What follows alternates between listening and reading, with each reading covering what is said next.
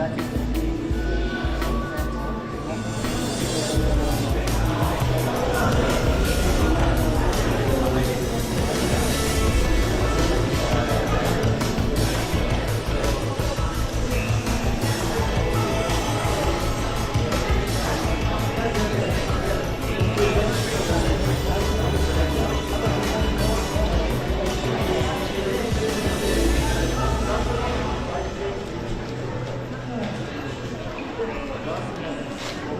glanzvolle Premiere auf der Berlinale als Berlinale Special Gala Golden. Ein Porträt der israelischen Ministerpräsidentin. Regie führte der israelische Regisseur Geiner Tief, der sehr bekannt wurde durch seinen Nazi-Aussteigerdrama Skin. Jetzt erzählt er von Golda Meir in der Zeit des Yom Kippur-Krieges 1973, wie sie schwere strategische Entscheidungen fällen muss, aber auch, wie sie später Rechenschaft ablegen muss, denn dieser Krieg hat ja sehr viele Opfer gefordert. Diese berühmte Frau wurde ja schon gespielt von Anne Bancroft oder auch von Ingrid Bergman. Diesmal sehen wir in der Hauptrolle kaum wieder zu erkennen Helen Mirren, die Preisträgerin des Ehrenbären 2020 als Golda. Mr. Secretary. Not open a humanitarian corridor to Golda. We'll send them water when we've got our prisoners back. And Sadat agrees to direct talks with Israel. Not the Zionist entity, Israel. That will be tantamount to recognition. Yes. The Arab will turn against it. If he doesn't, I will order my planes to attack. All those men will die. All of them. President from power may be handed to Israel. Focus his mind. You mean a madman bent on the destruction of Israel? The Russians are on high. They are preparing 11 very motivations to Israel.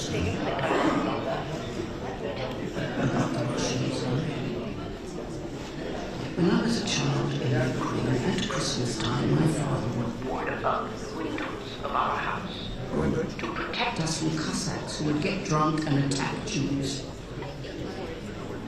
They would beat Jews to death in the street for fun. My father would hide us in this house. And we'd stay silent, hoping the killers would pass us by. My father's face, Henry.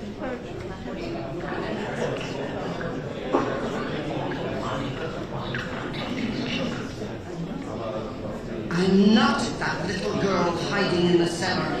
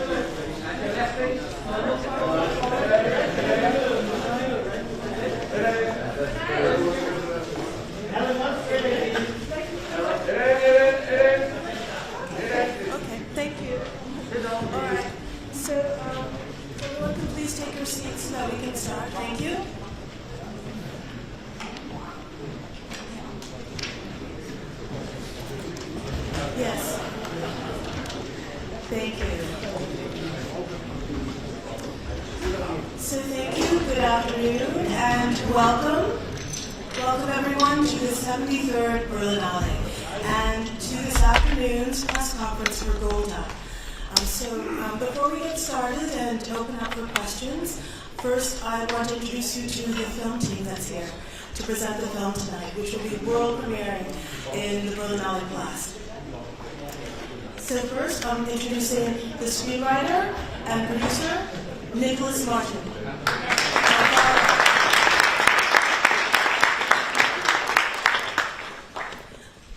actor Lior Ashkenazi.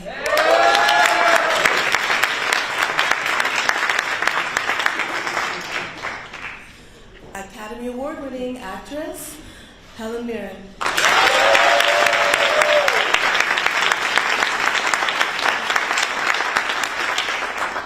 And Academy Award-winning director Guy Nativ.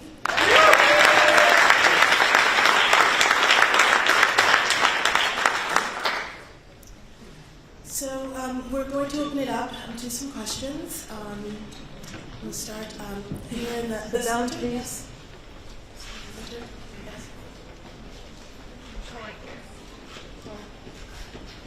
Hi, I'm working for the French news agency AFP. Could you tell us what were your factual sources for the story? Did you work with the autobiography of Golda Meir, or did you do a lot of research about what were decisions? That's a beautiful question for Nick over there. And there's been a tremendous amount has been written about Golda. I think there may be 100 biographies, and I started with them, but the story that we ended up with is quite a new take on her leadership during the Yom Kippur War, and I think much of the story that we've told is really from some quite new documents that have been declassified in the last 15 or 20 years. So it was, I ended up with my Golda library. It got piled up on the floor, it got to my knee, and then it got to my waist, and then when you get on to Henry Kissinger, that man really writes a lot, and he has a lot to say, and just the Henry Kissinger chunk is sort of from about my knee up to my thigh. And so it was really trying to find a story within this mass of information, and then condensing it down into the essence of what Golda did during those fateful 2 weeks, and really to try and capture. I felt that was the story I wanted to tell. That's the story we told, because it was the story that really captures who she was, her toughness and indefatigability. So I looked at everything I possibly could and talked to everyone I could, and that's the story that emerged. Hello, it's Natalia from Ukrainian Moviegram. First of all, thanks for the movie. I've been waiting for it for some time already. I've got two questions. One, maybe for the whole team. It's about, the toughness and the situation when no matter which decision you make, there would be a lot of people who would be unhappy with the decision. And what do you think? I think maybe it's more for Helen.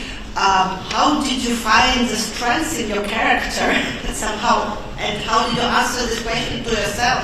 Where did she take the strength to persevere her way and not to be distracted by all their side effects, which are also very serious?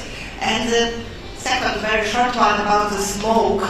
A lot of smoke in the movie, is it like more a metaphor, or she was just a very avid smoker and that's it? Thank you. But just quickly say, yes, she just was a heavy smoker. She literally had a cigarette in her hand, all day and all night. So that was a quick answer for that one. Guy, do you want to deal with the other? Oops, this is one? Okay. First of all, the smoke is kind of a metaphor of the, kind of the smoke in their eyes. They couldn't see what's in front of them. They couldn't see the truth. They smoke themselves to death. So it's like, it's the smoke of our inner physical situation, but also the smoke of the commanders. And so the smoke is a metaphor for the entire movie. What was the other question? Well, the difficulty of making the kinds of decisions that Golda had to make at that point in time. Well, Golda was not a soldier. She was more of a stateswoman, and she relied on the commanders around her. The problem is that the commander around her lost their shit in a way. So the entire war, she didn't know what to do. One told her like 50,000 soldiers, the other one like 20,000. So she was trying to make decisions and control the situation and calm everyone down. So I think it was a very challenging situation for her, and she was also, she didn't want to be prime minister because she was like, they told her just go. It's not something I want to do, and she found herself in this junction. It was very complicated for her, but she managed to somehow, balance it. Hi, my name is Anna from ZDF. Hi, first off, congratulations on portraying yet another very strong female in a historic power position. David Mirren, congratulations for that. Thank you for the movie. And my question to you is, Golda Meir was probably a very complex character to play, I imagine. She was loved by many, she was hated by many, and despised by maybe some. So what fascinated you most about her, and also kind of hinting on the question that started, what was maybe most tricky about her playing her character? And then to all of you, we heard it prior, of course, Golda Meir was portrayed by Anne Bancroft and Ingrid Bergman in the past. Very different movies indeed, but yet did you ever reference them? That's the question. She was an incredible person to enter into and to experience from within, if you like, which is, obviously what we have to do. I came away from it with the deepest of admiration for her and indeed kind of a love for her. She was extraordinarily brave.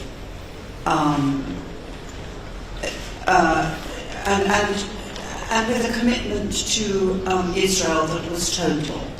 And in a weird way, it was a bit like playing Elizabeth I of England, in the sense of, not because she had regality or anything, but her utter commitment to her country and to her nation.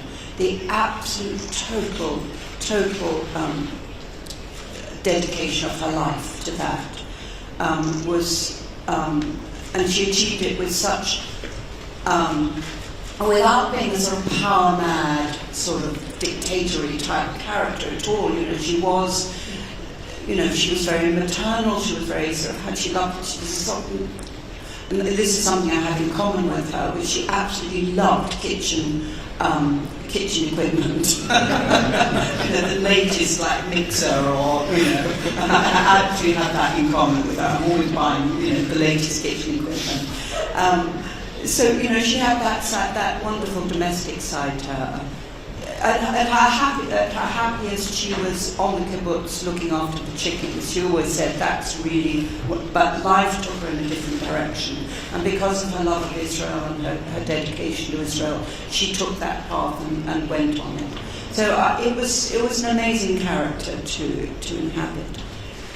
And just to reference the earlier question, of course I did watch some of Anne Bancroft playing Gold, and especially Ingrid Bergman, who was quite wonderful.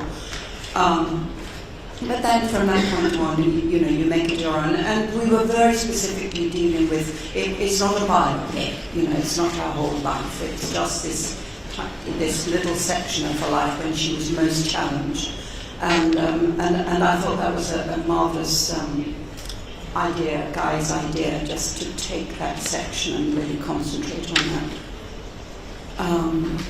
And yes, I read a lot of books, obviously watched a lot of video, but I always find playing these characters, I like to look at their life up to the age of 20. It's really how they were as children and how they were created as children. And it's very interesting, and I love the fact Guy references that in this film, and as we just saw about her talking about growing up in Ukraine and what she experienced, and those experiences are the ones that form you, I believe. And continue a little bit what Helen said. My inspiration was Das Blut, in a way that she's in the trenches. She's in one location, she cannot leave. She's very alone in this mayhem, war around these men. But I wanted to keep it and to emphasize the sound rather than going out to war and see all the horror.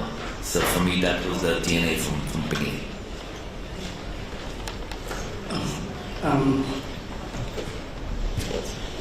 My name is Mahar Siddiq, African Refugee News. Hey, you went a long, long way from Panorama to Hello to you. How are you? Now I'm really happy to see you again. I didn't know it was you just now.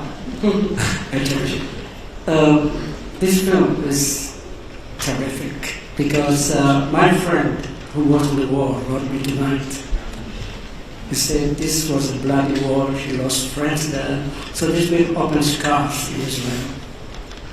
Are you prepared for that? Because really...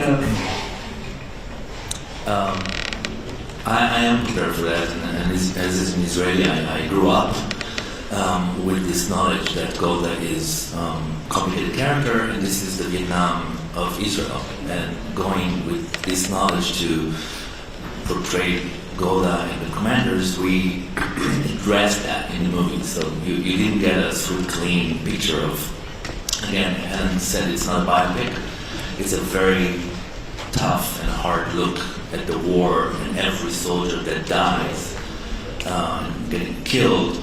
Golda takes it to her heart, and you know, so it's, for me, it was going with my eyes open and hear all the comments, and it will evoke reaction. But we also, Golda is not a super clean character in this movie. She has her faults, she did mistakes, and she took responsibility, which leaders are not doing mistakes. She did, and eventually she resigned. So yeah, I'm willing to start the discussion in Israel.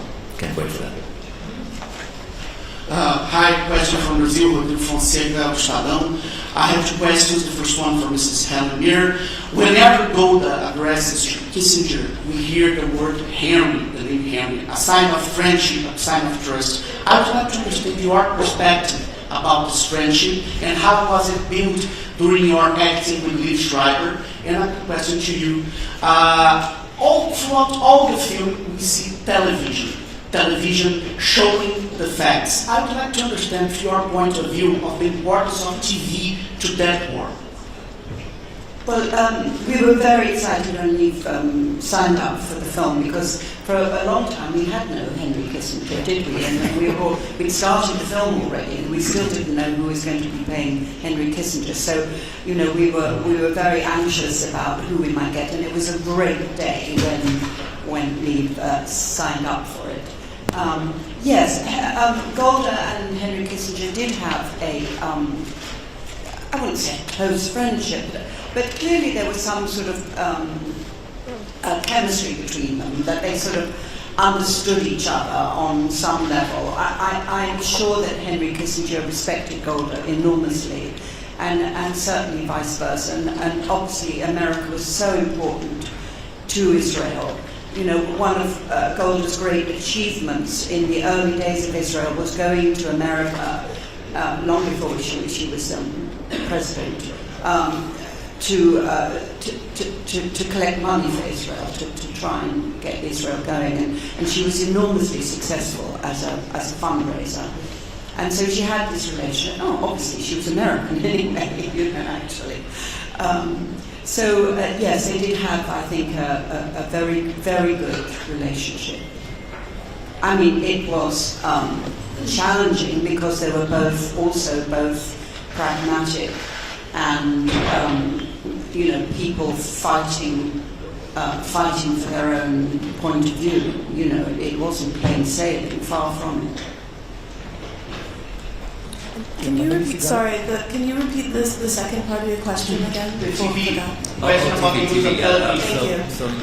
1973, the Israeli TV was in its first steps, right? So you suddenly saw all the 16mm footage from the war to all the houses. So that's what I wanted to bring, you know, also making the movie in one location. I wanted like to have a little of, you know, those images of people walking in the streets, or, you know, and all their speeches on the TV. That was the first time that the leader spoke to the people. It didn't happen before, so it was important for me to show that the Israeli TV is broadcasting these monumental moments. Yeah. Thanks so much. Sam Bernstein, Jewish Photographic Agency. 2 questions. First one about the script. The film ends with Golda Meir and Orthodox bonding, discussing their grandchildren together. And I was curious why, how you came about with thinking about that ending. And then the second one is to do with reception. Golda Meir, famous institutionalist, and here in this film over and over again repeats, "I'm not soldier," and it's very, very different to the division of powers as they stand. And what is the significance of it arriving today, which is such a momentous and dark day for Israel's Jewish democracy and institutions? Start with the. What was the first one again? The first question has the ending. That's right. Yes, I'm sorry.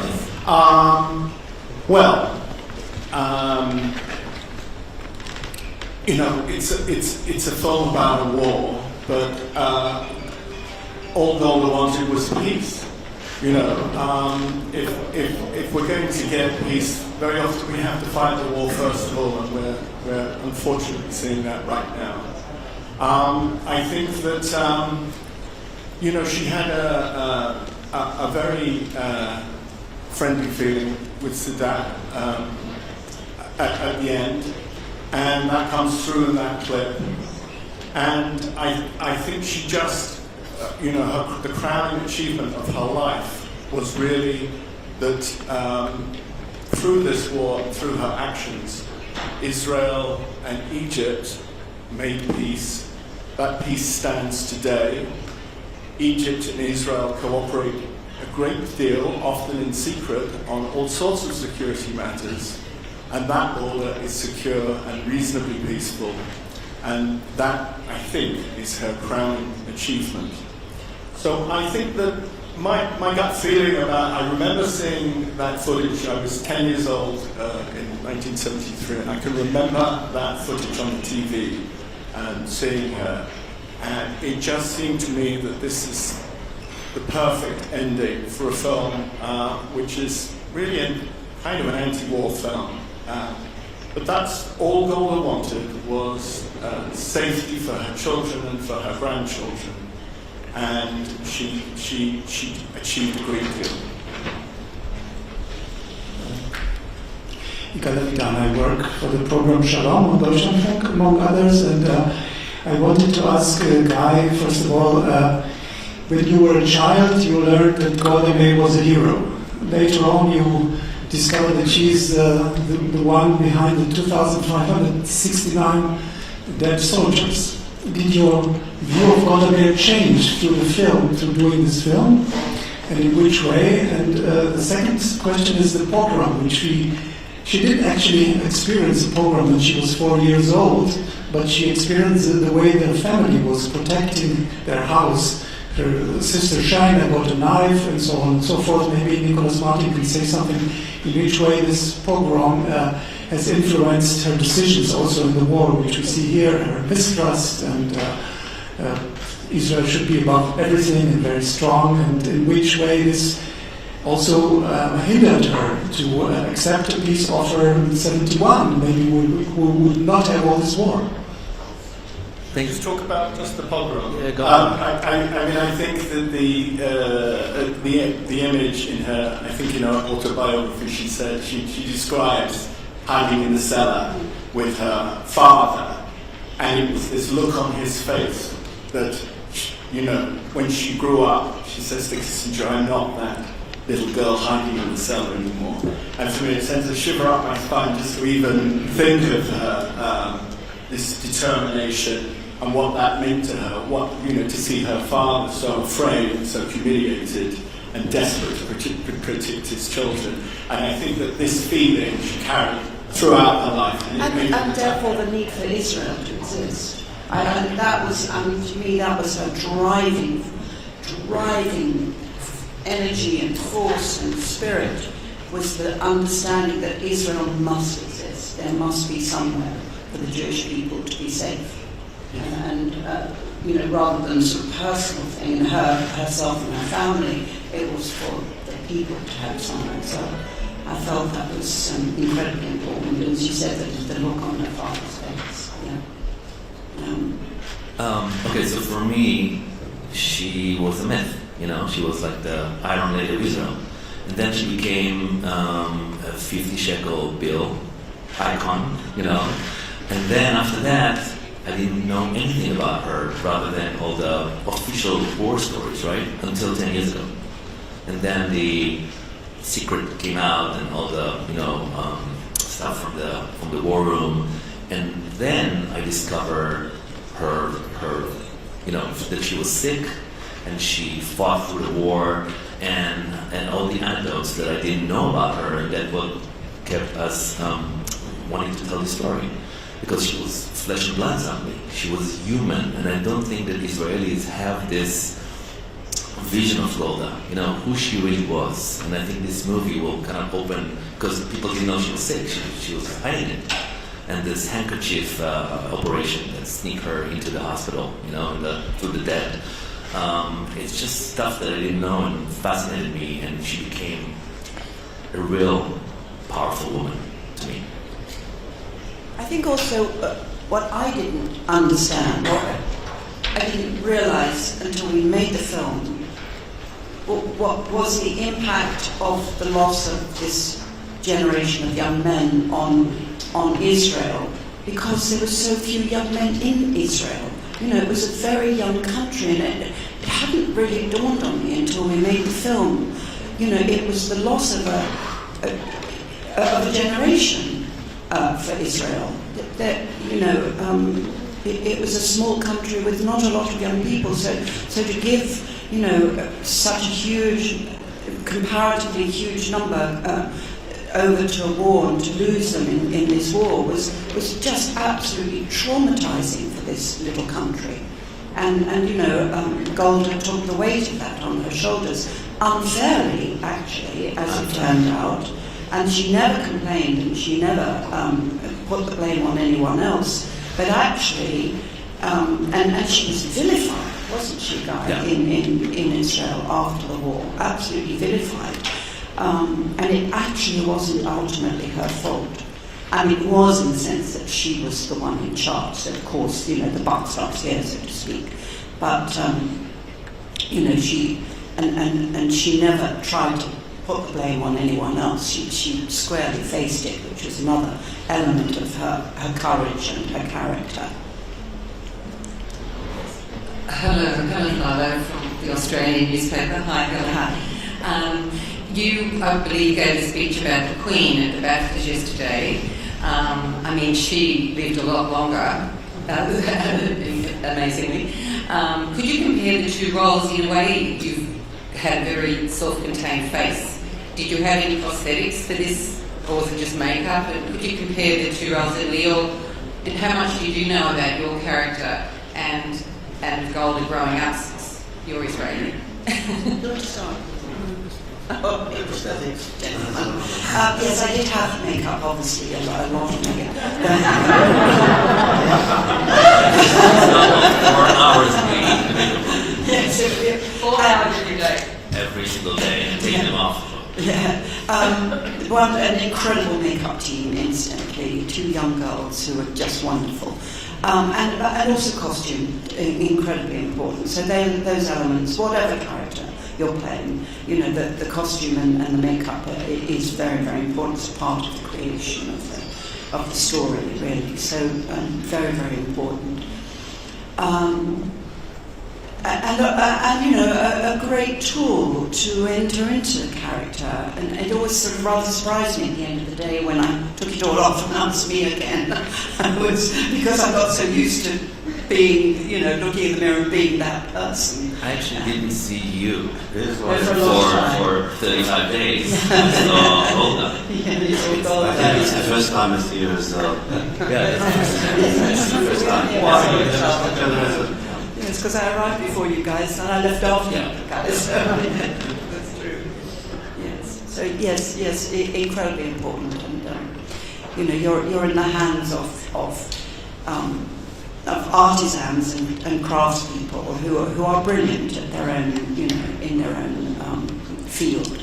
And our makeup people were fantastic. Karen, our head of makeup is here?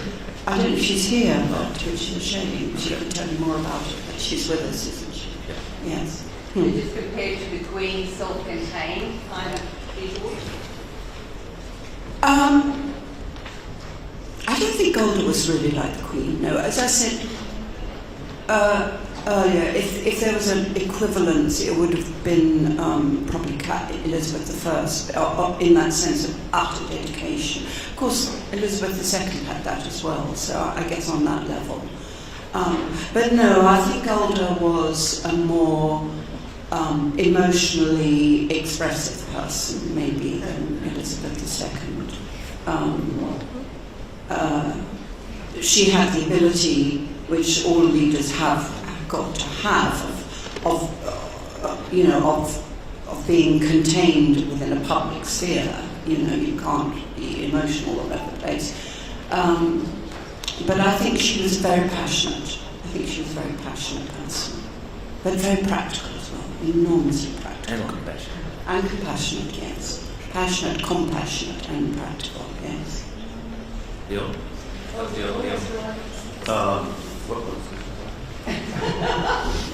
Yes, I was 4 years old when the war started, and I remember after the war ended, I remember my father talking about that, the chief of staff, because he was the only one who was blaming about this war. I mean, the politicians were cleared because they came ready and with their lawyers or whatever, and he was the only one who actually such a tragic character. And I was researching about the carrying, about Dado, and reading the protocols from people who were, it was, I mean, Israel actually won because of him. I can't say won because we didn't won this war. You can't say that. But he was the one who actually took command in the cabinet, and we pulled up because she put him in charge because it was a chaos there. You can actually see it when you read the protocols, and it's like Dado and Golda were together in this generals thing, and he actually he was the the engineer of this winning, but again, he was to blame for the for what happened, and that was so tragic. And so we tried to bring the truth into the screen in a way. And he got a heart attack. Just after the war. Yeah. He couldn't hear his name. Yes, I think we're just going to have maybe one last question. Hello, Kate Connolly from The Guardian newspaper.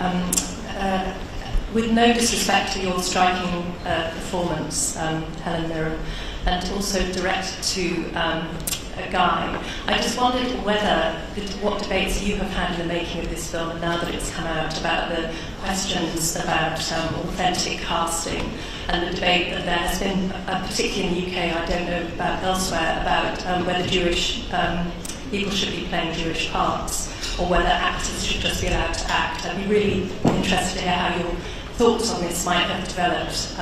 You've also said that this is a legitimate question to ask, Helen. Thank you. Hello there. I can tell it from my point of view as director. When I met Helen in my house, I felt like I'm meeting a family member, like an aunt, so I felt that I'm meeting someone from like a Jewish person, because for me she's got the Jewish chops to portray Golda. We spoke about Golda for 4 hours. She totally got everything, every nook and cranny, everything in his character. And for me, other than the fact that I adore Helen, and I think she's, to be honest, I think she's one of the best, actors in the world. Okay, you can. I just found her very authentic to me. Now, one of the terms from the director's movie to surround her with Israeli cast, to bring Israeli editor, and to bring Israeli more people from Israel to make it more kind of like, so I would feel that I'm making an Israeli movie, right? And that helped a lot to have Leo and all the team here. But I told you from my end, there's no doubt for me. And that's why I was so surprised to see this reaction, and Helen said something very smart. She said, okay, so let's say only Jews can portray Jews, but what about Jews not portraying Jews? Is this not allowed anymore? So it's like limiting us in such a way, and I think that Israeli and Jewish actors have no limitation and they have no problems to portray, around the world. You can see that Israeli actors or in international shows, and so for me as a Jewish Israeli director, I have no problem with that. Can I give my yeah, sure, please. Let's say tomorrow's a movie about Jesus Christ. Who's going to play him? A Jew or a non-Jew?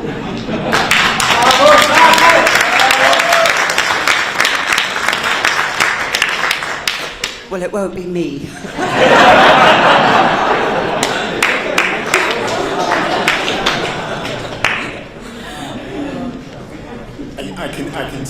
I can tell you the two of Golda's grandsons are here in Berlin, and they've seen the movie. They're absolutely thrilled, and they're very, very thrilled that Helen played their grandmother, and I think that counts for a lot.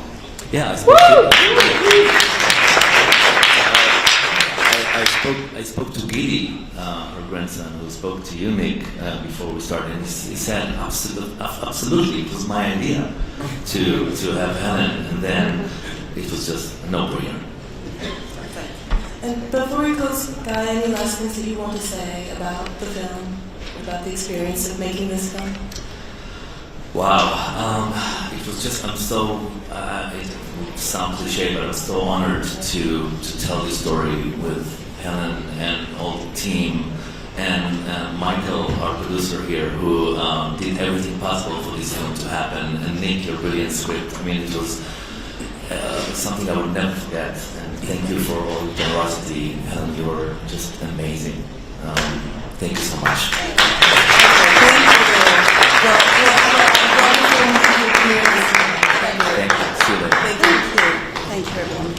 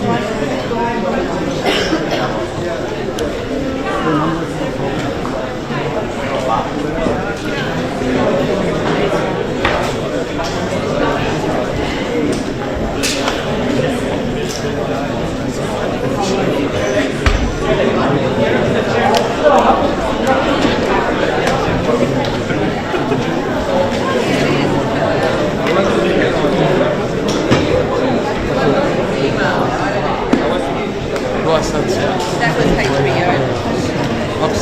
Was it not live?